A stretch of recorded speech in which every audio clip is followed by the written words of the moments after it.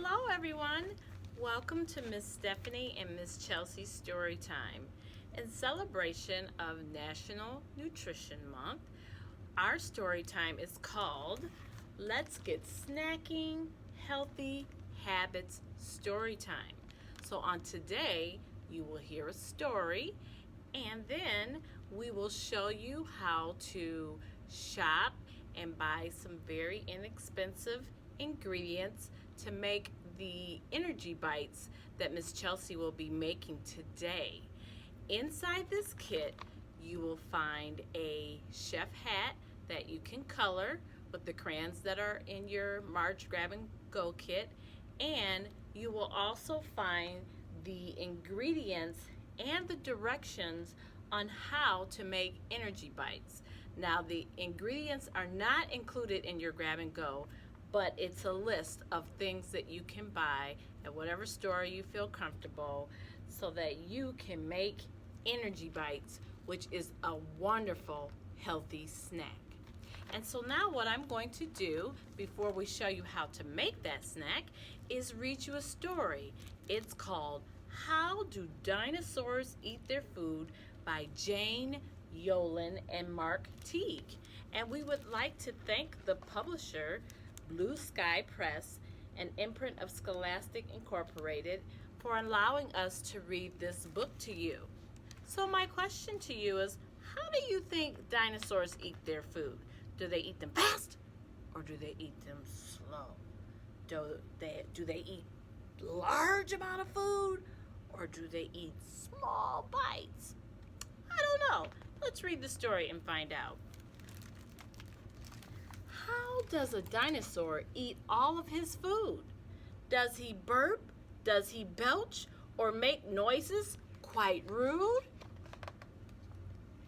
Does he pick at his cereal and throw down his cup, hoping to make someone else pick it up? That's not very nice. Does he fuss?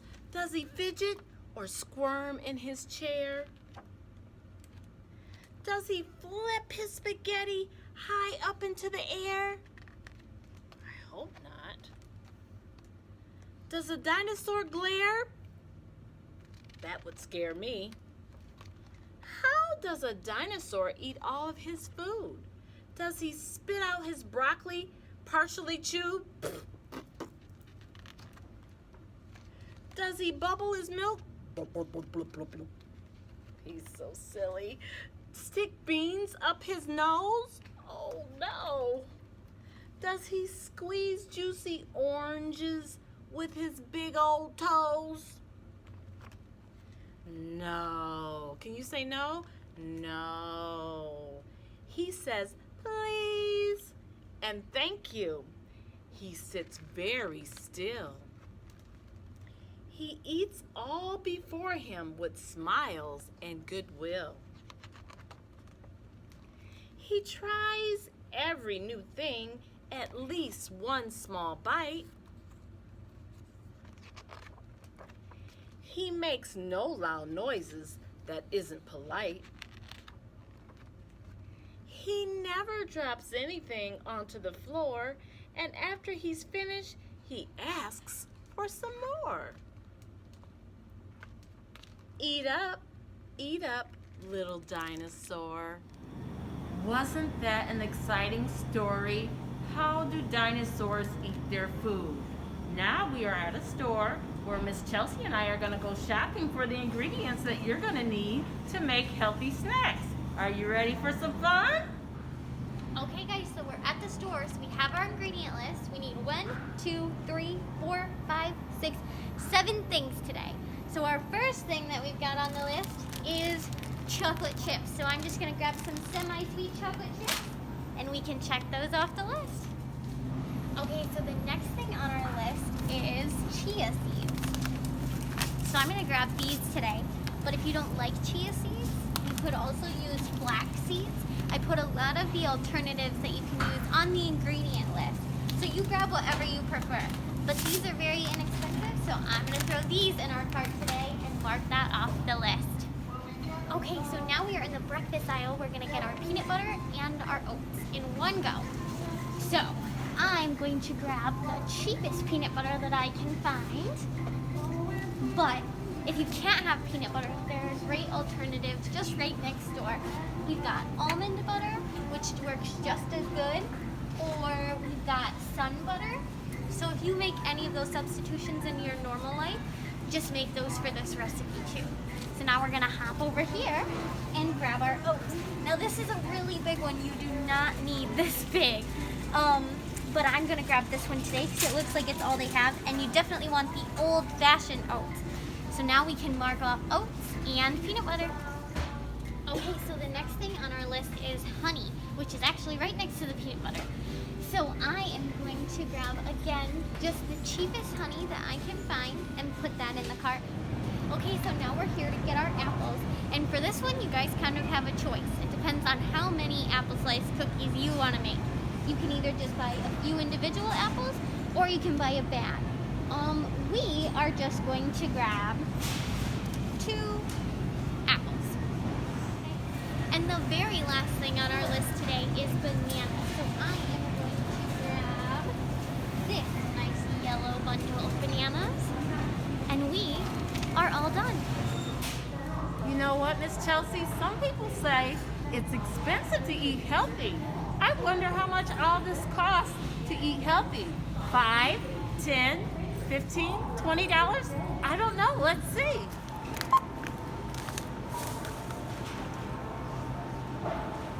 Wow, $15.51.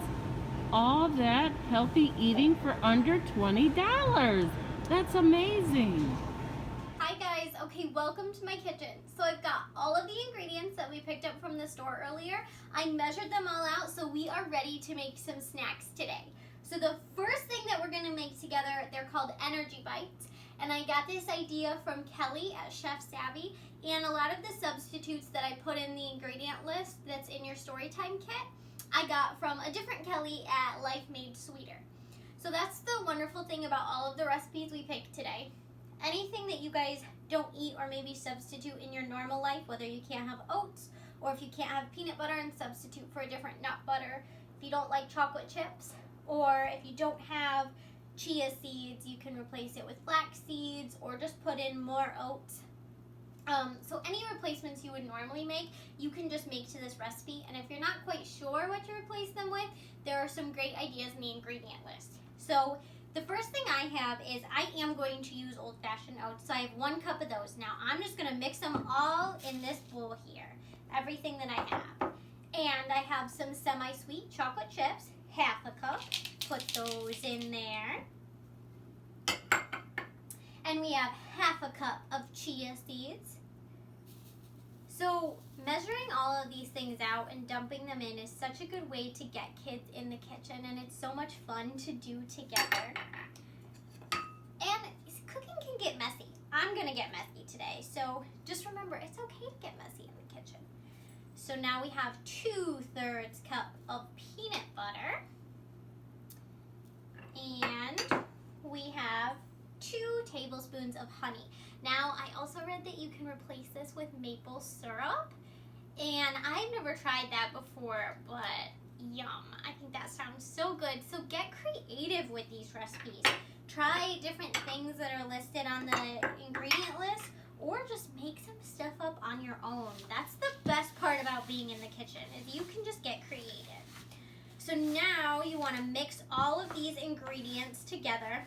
And this does take a while because you just kind of want it to all ball together into like a batter or a dough. So I figured you guys don't want to watch me stir this forever, so I do have one already ready for us today. So after you've stirred it all up, you are going to put it in the fridge for about 30 minutes to let it harden up, and then it's going to look something like this. And that's just going to make it easier when you go to roll it into balls. And you'll just do that until all of the batter is gone. You can make them as big or as small as you want them, and they should just stick together really nice. But if you do it before you put it in the fridge, it's just going to get all over your hands. So make sure you put it in the fridge for a while. And there you go, there's your first snack. So now the next one that I have for you guys, we're gonna grab our apple that we got from the store. And I've already cut one slice. Grown-ups, this is where you will definitely want to help out.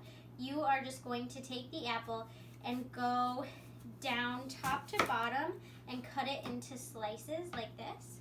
So I have some seeds in there, so I'm just gonna take those out. You don't want to have those in there because you're just gonna decorate these slices, and they are going to be apple slice cookies. And this idea I got from Lily with InstraPix. So we are going to take some more of our leftover peanut butter, and you are just going to put that on top. And again, if you don't eat peanut butter, that's fine. Just put your favorite substitute on top.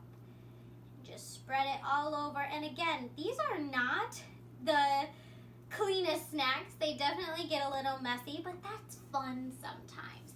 And then you can just take really whatever you have in your kitchen or whatever you like to eat and put it on top. So in our kitchen, I had some leftover chocolate chips, so I'm gonna put those on there. Yum. We have some sliced almonds, so I'm gonna put a little of those on there. And I didn't bring any over here, but I think it would be so yummy to drizzle some of that extra honey on there. Yum. And some other things we had that you could potentially put on top. I had some walnuts or some mini marshmallows. You could do shredded coconut. Really whatever you guys like can go on these. So you guys can think of some fun ideas together. So now we have a delicious apple slice cookie. And the very last recipe that I have for you guys today, you are going to take the banana that we bought earlier and peel it.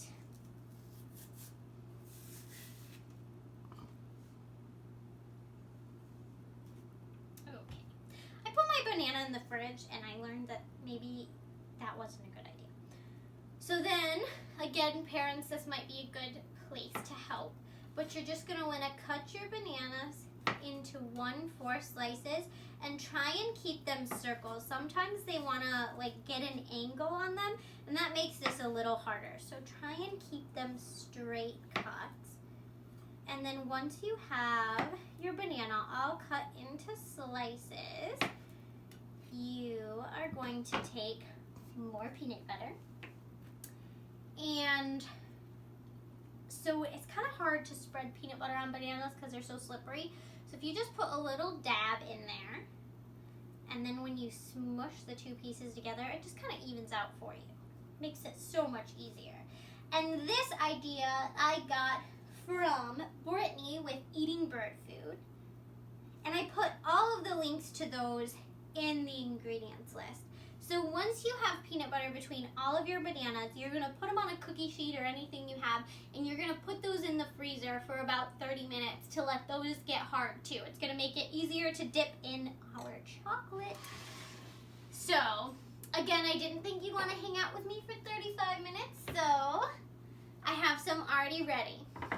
Then you're going to get a microwave-safe bowl and fill it with whatever chocolate you'd like. If you don't eat chocolate, you can skip this part and just eat the bananas, or maybe roll some fun mini chocolate chips or coconut around in the peanut butter around there. And then you're going to put it in the microwave for 15-second intervals and take it out and stir it. And when you're done, it should look something like this. Now, mine's been sitting for a minute, so it has gotten a little thicker. You could add a little milk in there to help it soften up. You're not going to want to do this for more than 35, maybe 45 seconds, because then it could burn it. And the bowl does get a little hot, so be careful. And then you're just going to want to dip your banana bites in your chocolate. And you can go all the way around the chocolate with the chocolate, or just do it on half. See? And so that's why you want to put them in the fridge. Mine have been out for a while, so they're not as hard anymore, and it makes it tricky to dip in the chocolate. But when they're hard, they just dunk right in. And then you have a nice little banana bite. And you could dip that in shredded chocolate, or shredded coconut or peanuts, whatever you like. And then if you stick them back in the freezer for a minute, they'll harden up and they'll be ready to go. So today we have made banana bites, apple slice cookies, and energy bites, just out of the few ingredients that we bought at the store. And there's so many creative ways that you can make these together in the kitchen. So I hope you guys have fun with this. And post pictures, show us what creative ways you came up with. Thank you guys so much for cooking with me today. See you next time.